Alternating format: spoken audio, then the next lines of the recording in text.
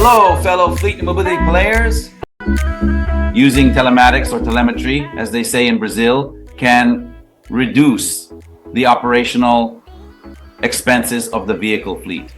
But how? In this Expert Talks interview, we will talk with Pedro Vianna, a specialist in fleets and mobility in Brazil.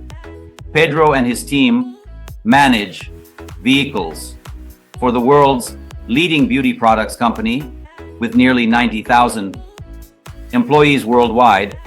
The company is responsible for 36 international brands. Oh, I can't mention the company's name, but our focus today is to learn how to manage such a fleet in Brazil. So, hello Pedro, how are you? I'm good, Daniel. It's a pleasure to be here with you.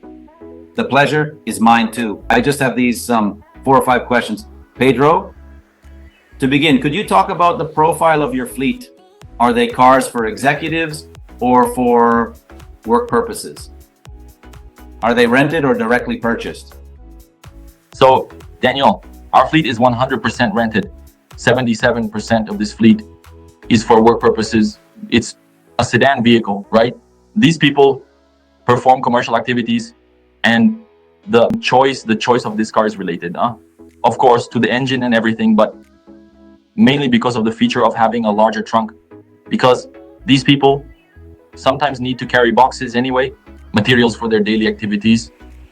The remaining percentage, 23%, it's a benefit granted by the company. And among this fleet of benefit vehicles, 10% of this fleet is armored, and it serves our executive committee. I know that. Brazil is full of hatchbacks, yeah. And sometimes SUVs. There aren't many sedans, but you have a lot of sedans there because you need the trunk, right? Yeah, few options. That's true. And okay, how many armored? Just a little bit. 10% of the vehicles, 10% of the benefit vehicles are armored. And speaking about the fleet size, because the size, right, is crucial, isn't it? What tip do you have regarding the deployment and also the demobilization of the fleet in Brazil? Daniel, the first tip I can give is regarding demobilization. It's important to have it in the contract, and here I'm bringing an experience from rented fleets, okay? It's very important to have a percentage in the contract for the possible early return of these cars, right? A percentage of the fleet, 10%, 15, 20%, an amount that is negotiated directly with the rental company is for a possible change in strategy over the contractual period, whether it's 3, 4, 1 or 5 years, or it will depend on each operation, but it's important to have a percentage there to be able to return these cars early. This needs to be in the contract, obviously, but it's important because when we talk about fleets, we're talking about very unpredictable situations. So it's important that this is written to protect the company. Regarding implementation and demobilization, these are two quite labor-intensive processes.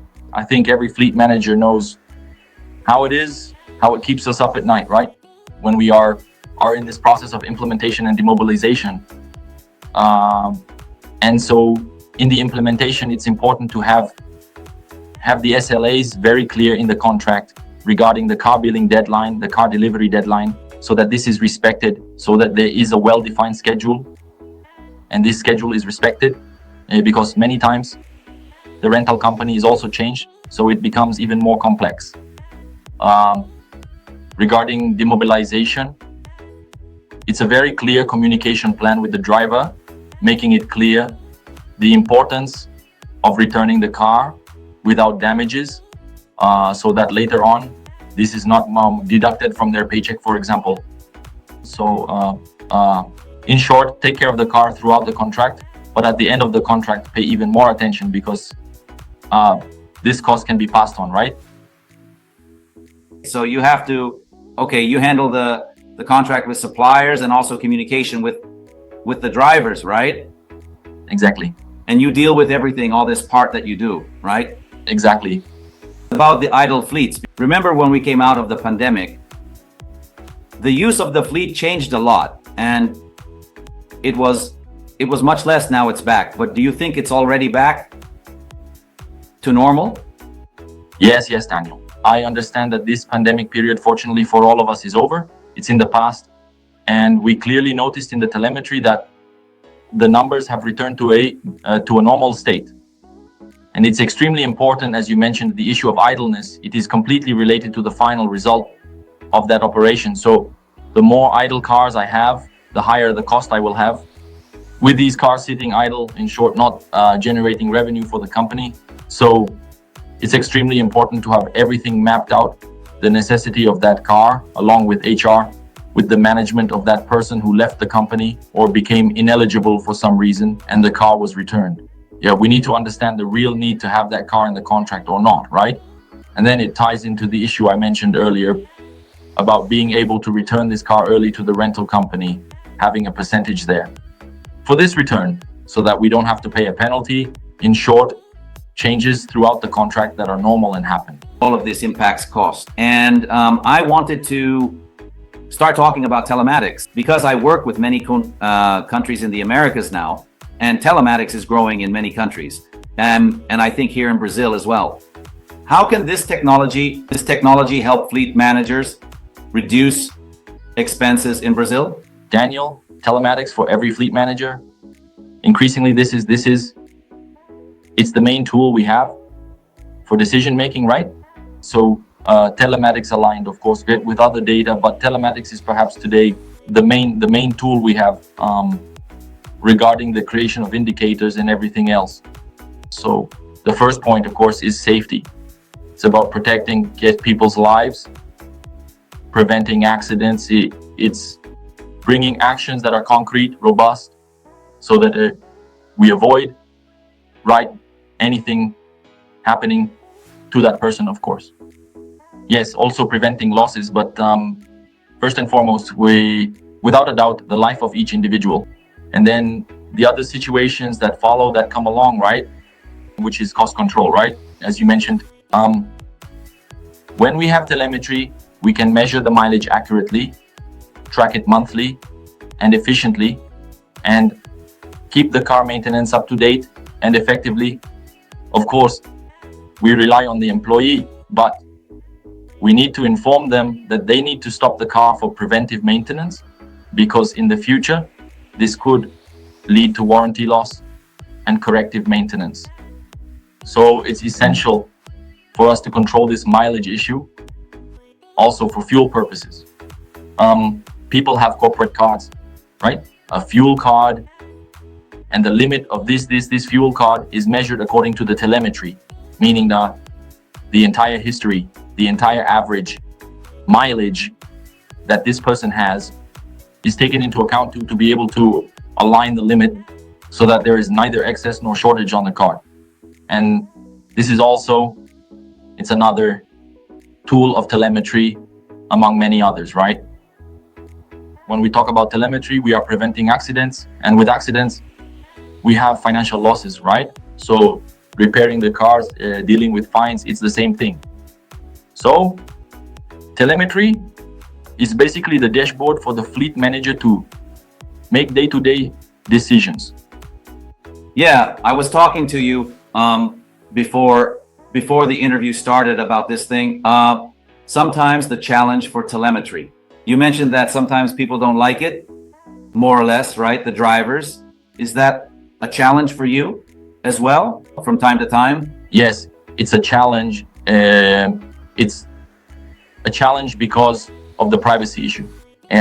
Not everyone can understand that privacy is, the goal is not to control everyone's personal life, right? Far from it.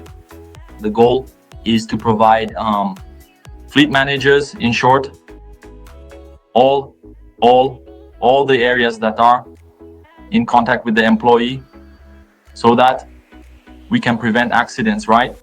Yes, that's the goal.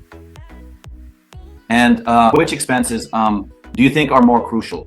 You've already talked about fuel usage, combustion, or maybe you also deal with traffic fines, car maintenance. Which do you think is a bit more crucial? Bringing it to our reality, it's still the car rental, right? Car rental represents almost 80% of the cost. Yes. But besides that, it's... But that's fixed, isn't it? So, but other things you can control a little bit, right? It's a fixed cost. Now, the others, that's where telemetry comes in to help us control all of this, right? So fuel, fines, accidents, all of this ends up being, it's a variable cost, and what the fleet manager can mitigate there with these important data that come from telemetry. Okay. And we don't have much more time. Pedro, there's one more question. I started talking about this in 2025 with the people I was interviewing. And if you were a car, what car would you be? An economical car? Maybe a compact? Maybe a luxury sedan?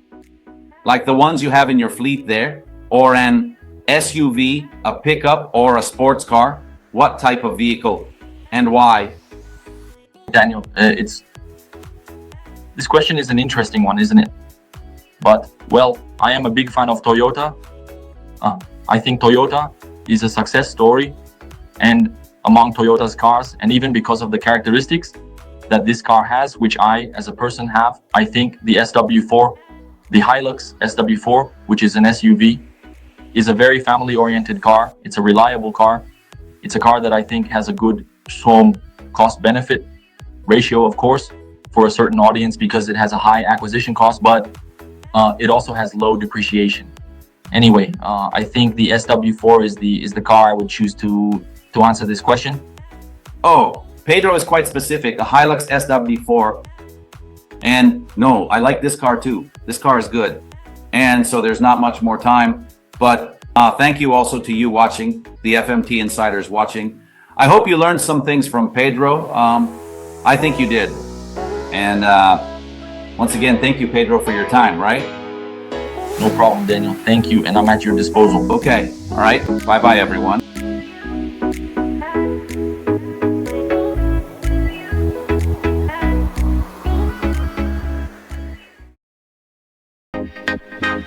Fleet Mobility Today.